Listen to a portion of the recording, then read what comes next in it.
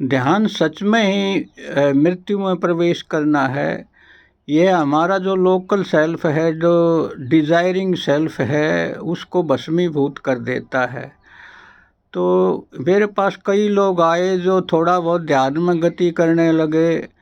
तो जब ये उनके ये जो संसार है, जब वो विलीन होता है तो वो बड़े डरते हैं। तो डर के थर थर कांपते हैं, दोबारा ध्यान में नहीं प्रवेश करते, इतने इतने भयभीत हो जाते हैं।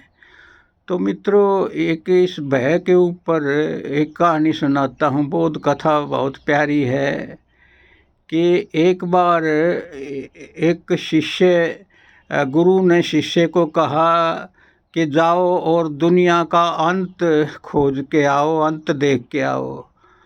तो कहते हैं कि वो शिष्य भटकता रहा, पृथ्वी पर एक छोर से दूसरे छोर पर पहुंचा। तो आखिर एक दिन है वो पहुंच ही गया दुनिया, ऐसी जगह जहां दुनिया का अंत होता है। तो उसने खड़े होकर देखा जहां दुनिया का अंत था, तो भयंकर एक खड्ड था। और उस खड्ड को देखते उसके प्राण कँप गए। तो वहाँ एक तख्ती भी लगी थी कि यहाँ दुनिया का अंत होता है।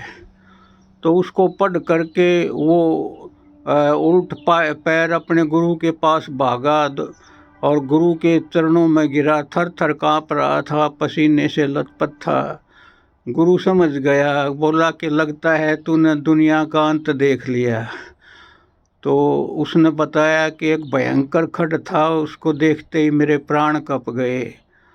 तो गुरु बोला कि वहाँ जो तख्ती थी जिस पर लिखा था कि यहाँ दुनिया का अंत होता है, तो मूर्ख तूने उस तख्ती के दूसरी तरफ देखा क्यों नहीं? वो बोलता, जी मेरे को तो इतना भयभीत था, मैं तो देखना ही भूल गया।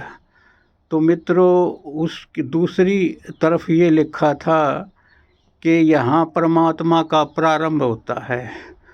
तो जहाँ दुनिया का अंत होता है वहीं परमात्मा का प्रारंभ होता है। लेकिन हम जब दुनिया के अंत को पढ़ के अंत का देख के ही भयभीत हो जाते हैं, दूसरी तरफ देखना ही भूल जाते हैं।